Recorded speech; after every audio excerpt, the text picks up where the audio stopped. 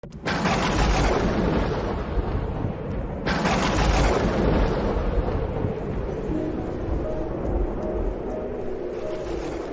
Seigneur soit avec vous. Et avec votre esprit. Évangile de Jésus-Christ selon saint Matthieu. Gloire à toi, Seigneur.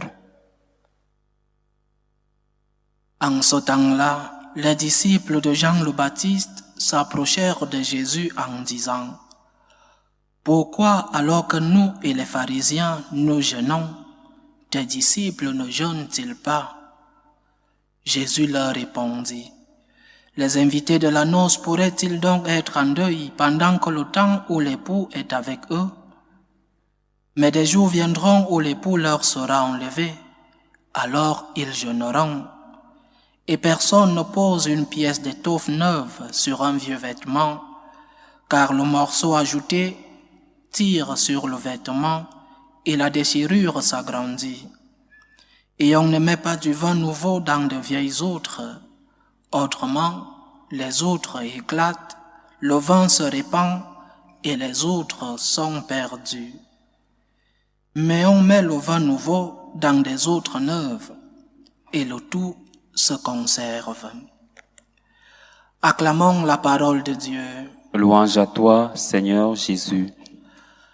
Pourquoi les disciples de Jean-Baptiste jeûnaient et ceux du Christ non? C'est la question introductive de notre évangile. Et c'est cette question qui amène Jésus à expliquer le sens du jeûne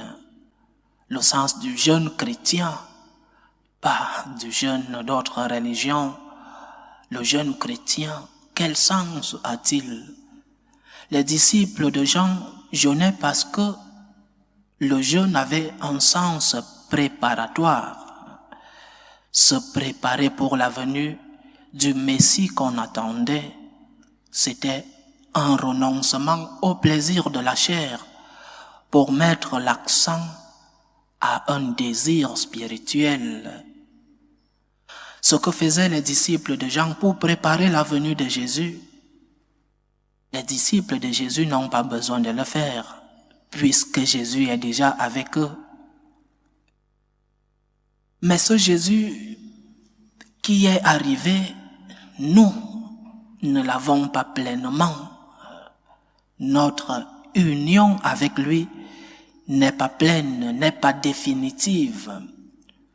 C'est jusqu'à ce que nous soyons avec le Christ au ciel que va se consumer cette union avec lui. Il est déjà arrivé. Nous le voyons dans l'Eucharistie. Nous le recevons. Mais l'ultime union sera avec lui au ciel. Notre jeûne continue donc d'avoir un sens, parce que nous préparons nous aussi cette rencontre ultime avec le Seigneur, avec l'époux. Et le jeûne nous conscientise.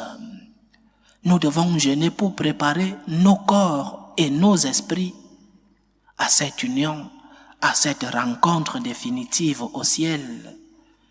C'est alors là que nous nous unirons avec notre Seigneur en corps et en âme. Donc il est important de jeûner et il est très important que nous les chrétiens revenions au sens du jeûne. Pourquoi dans beaucoup de religions le jeûne est si important et chez nous non? Pourquoi nous avons rabaissé le jeûne jusqu'au point où même le jeûne eucharistique nous dépasse? On nous demande de passer 1 heure avant de recevoir l'Eucharistie. Nous oublions parce que nous ne voyons pas l'importance du jeûne, le sens du jeûne. Quelqu'un qui se prépare à recevoir une autre personne importante, la personne la plus importante de sa vie, se prépare son corps et prépare son âme. Nous devons donc rentrer et retrouver la conscience sur l'importance du jeûne. Le jeûne nous prépare. Et le jeûne nous rend purs pour recevoir le Christ. Parce que nous préparons nos corps et nos esprits. Et comme l'homme n'est pas ce dualisme que certains veulent nous enseigner aujourd'hui, où l'âme est d'un côté et le corps de l'autre. Non, l'homme est une dualité où le corps et l'esprit sont unis. Et c'est pourquoi, quand nous parlons de la résurrection, nous parlons aussi de la résurrection de la chair.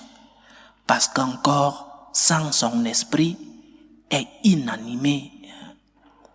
Donc nous vivrons après notre mort, pendant la résurrection, nos corps et nos esprits retrouveront cette union. Et l'homme qui est dans cette dualité doit former son caractère, doit former son corps et son esprit avec le jeûne. Quand nous faisons un jeûne corporel, nous sommes aussi en train de forger notre esprit. Quand nous faisons un jeûne, un sacrifice corporel, nous sommes en train d'élever nos esprits. Nous sommes en train de nous unir de plus en plus au Christ. Parce que l'homme est cette entièreté, corps et esprit. Et la même chose dans nos prières. Quelle est ta position quand tu es à l'église? Parce que ta posture corporelle influence ta prière. Parce que tu ne peux pas être assis ou vêtu n'importe comment et avoir une prière commode.